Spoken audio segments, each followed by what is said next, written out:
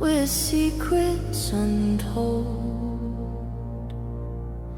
Ashes whisper where the embers grow cold. They built their walls, their golden throne, but every fire starts from a single stone. The spark ignites, it burns the night. Through shadows deep we take the fight. No cage can hold, no chain can bind. The fire lives in hearts alive.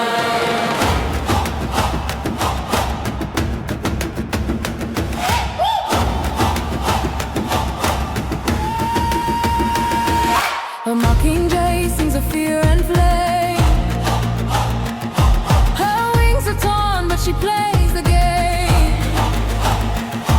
The Capitol's feast, a poison delight, but we've got arrows. We got the light. The sky is breaking. The stars are screaming. The world is awakening. The fire is dreaming.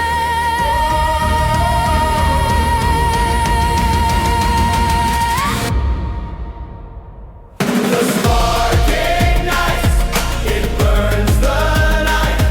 Through shadows deep we take the fight. No cage can hold, no chain can bind. The fire lives in hearts alive. They call it a game, but we bleed. We fall, They raise their glass, but we rise. we call. Every whisper grows louder, a storm on the breeze. We're the roots of rebellion, the wind in the trees.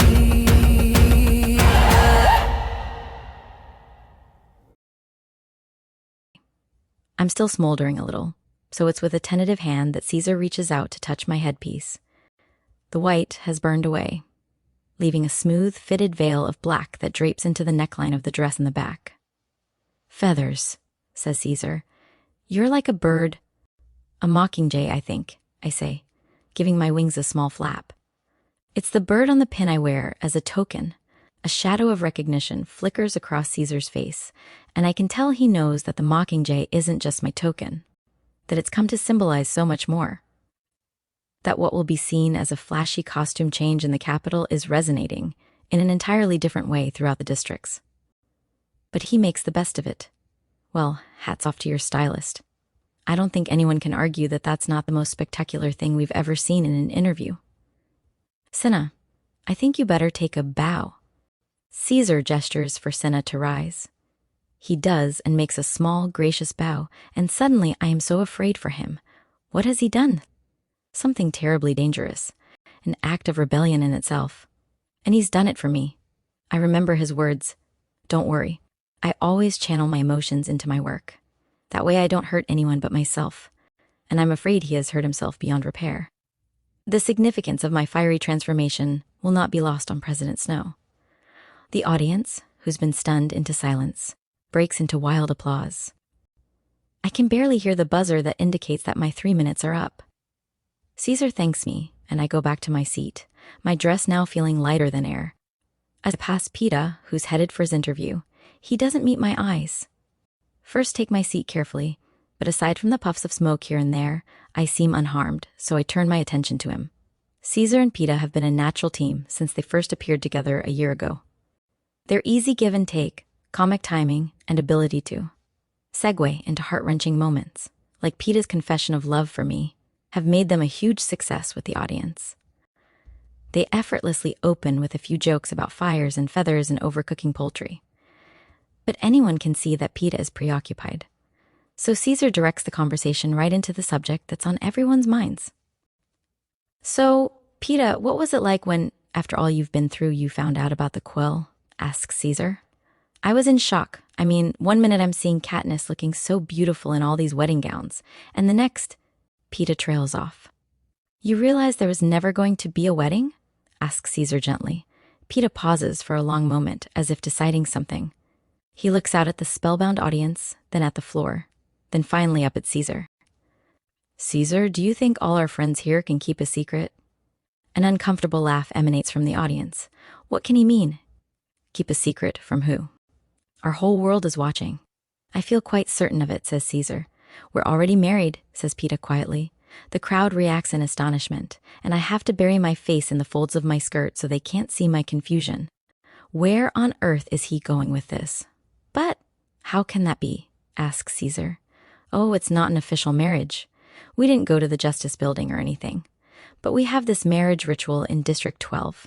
I don't know what it's like in the other districts. But there's this thing we do, says Peeta, and he briefly describes the toasting. Were your families there? Asks Caesar. No, we didn't tell anyone, not even Haymitch, and Katniss's mother would never have approved. But you see, we knew if we were married in the capital, there wouldn't be a toasting, and neither of us really wanted to wait any longer. So one day, we just did it, Peeta says, and to us, we're more married than any piece of paper or big party could make us, so this was before the quell, says Caesar. Of course before the quell. I'm sure we'd never have done it after we knew, says Peeta, starting to get upset. But who could have seen it coming? No one. We went through the games. We were victors. Everyone seemed so thrilled to see us together, and then, out of nowhere. I mean, how could we anticipate a thing like that? You couldn't, Peeta. Caesar puts an arm around his shoulders. As you say, no one could have. But I have to confess, I'm glad you two had at least a few months of happiness together. Enormous applause. As if encouraged, I look up from my feathers and let the audience see my tragic smile of thanks. The residual smoke from the feathers has made my eyes teary, which adds a very nice touch. I'm not glad, says Peeta. I wish we had waited until the whole thing was done officially. This takes even Caesar aback. Surely even a brief time is better than no time. Maybe I'd think that too, Caesar, says Peeta bitterly, if it weren't for the baby. There, he's done it again. Dropped a bomb that wipes out the efforts of every tribute who came before him. Well, maybe not. Maybe this year, he has only lit the fuse on a bomb that the victors themselves have been building, hoping someone would be able to detonate it. Perhaps thinking it would be me in my bridal gown. Not knowing how much I rely on Cinna's talents, whereas Peeta needs nothing more than his wits. As the bomb explodes, it sends accusations of injustice and barbarism and cruelty flying out in every direction. Even the most capital-loving, game-hungry, bloodthirsty person out there can't ignore, at least for a moment, how horrific the whole thing is. I am pregnant.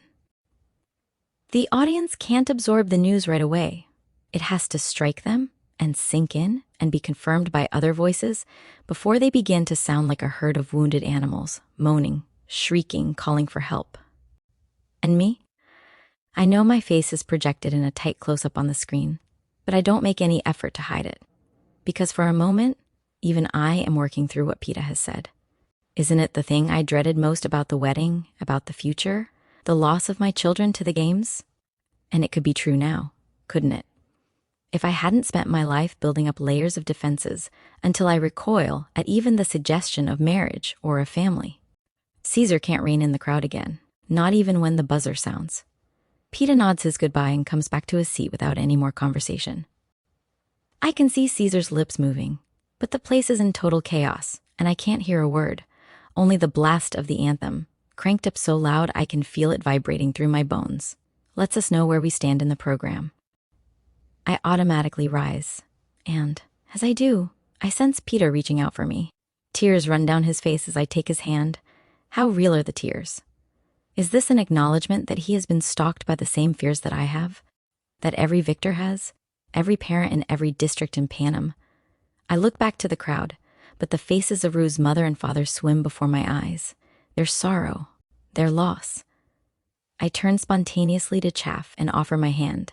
I feel my fingers close around the stump that now completes his arm and hold fast. And then it happens.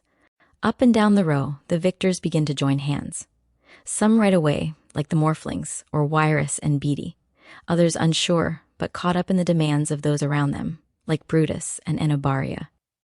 By the time the anthem plays its final strains, all 24 of us stand in one unbroken line in what must be the first public show of unity among the districts since the dark days.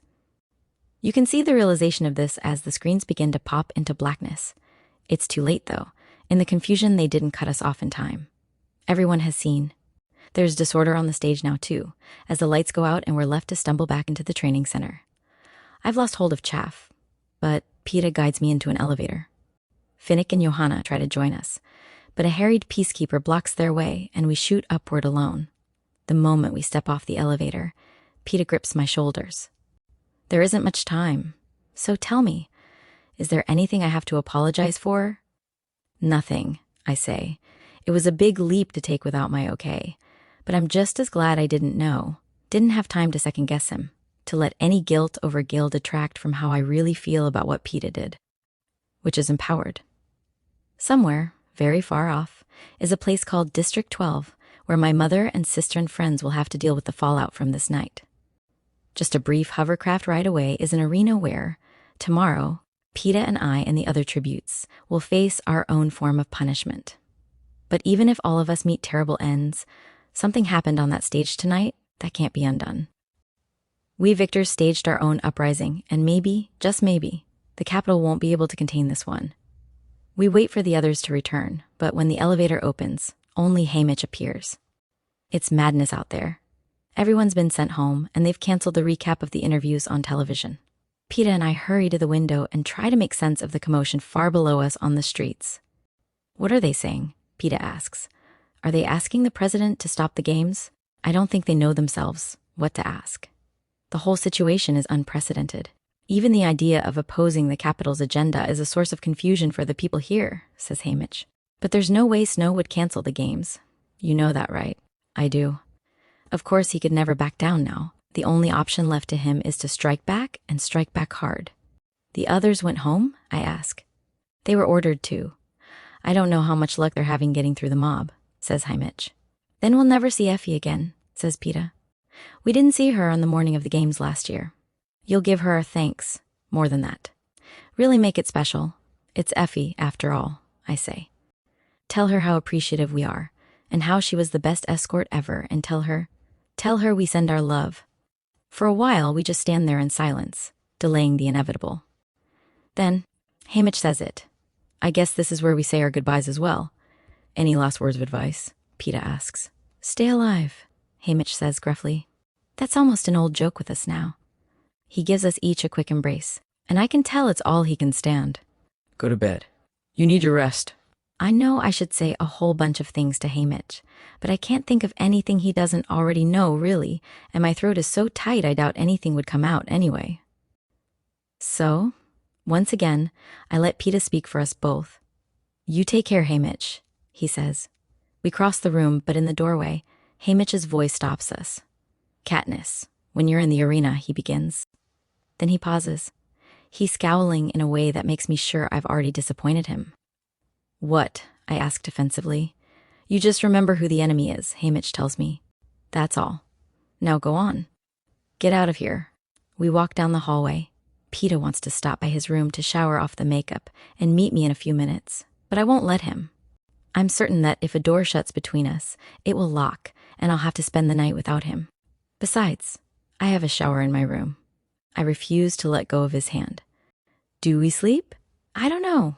We spend the night holding each other, in some halfway land between dreams and waking, not talking, both afraid to disturb the other, in the hope that we'll be able to store up a few precious minutes of rest. Cinna and Portia arrive with the dawn, and I know Peta will have to go. Tributes enter the arena alone. He gives me a light kiss. See you soon, he says. See you soon, I answer. Cinna, who will help dress me for the games, accompanies me to the roof. I'm about to mount the ladder to the hovercraft when I remember. I didn't say goodbye to Portia. I'll tell her, says Cinna. The electric current freezes me in place on the ladder until the doctor injects the tracker into my left forearm. Now they will always be able to locate me in the arena. The hovercraft takes off, and I look out the windows until they black out. Cinna keeps pressing me to eat, and when that fails, to drink. I manage to keep sipping water, thinking of the days of dehydration that almost killed me last year. Thinking of how I will need my strength to keep Peta alive. When we reach the launch room at the arena, I shower. Cinna braids my hair down my back and helps me dress over simple undergarments. This year's tribute outfit is a fitted blue jumpsuit made of very sheer material that zippers up the front. A 6-inch wide padded belt covered in shiny purple plastic. A pair of nylon shoes with rubber soles. "What do you think?" I ask, holding the fabric out for Cinna to examine. He frowns as he rubs the thin stuff between his fingers. "I don't know. It will offer little in the way of protection from cold or water. Sun?" I ask, picturing a burning sun over a barren desert. "Possibly, if it's been treated," he says. "Oh, I almost forgot this." He takes my gold Mockingjay pin from his pocket and fixes it to the jumpsuit. "My dress was fantastic last night," I say. "Fantastic and reckless. But Cinna must know that. I thought you might like it," he says with a tight smile. We sit, as we did last year, holding hands until the voice tells me to prepare for the launch. He walks me over to the circular metal plate and zips up the neck of my jumpsuit securely. "Remember, girl on fire," he says, "I'm still betting on you." He kisses my forehead and steps back as the glass cylinder slides down around me. "Thank you," I say, although he probably can't hear me. I lift my chin, holding my head high the way he always tells me to, and wait for the plate to rise.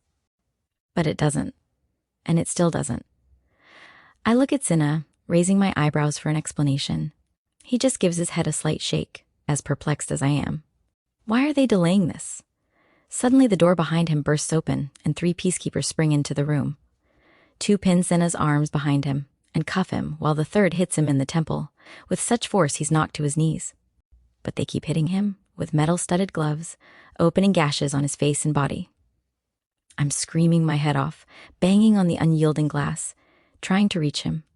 The peacekeepers ignore me completely as they drag Cinna's limp body from the room. All that's left are the smears of blood on the floor. Sickened and terrified, I feel the plate begin to rise.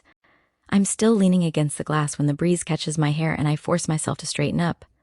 Just in time, too, because the glass is retreating and I'm standing free in the arena. Something seems to be wrong with my vision. The ground is too bright and shiny and keeps undulating. I squint down at my feet and see that my metal plate is surrounded by blue waves that lap up over my boots. Slowly, I raise my eyes and take in the water spreading out in every direction. I can only form one clear thought. This is no place for a girl on fire.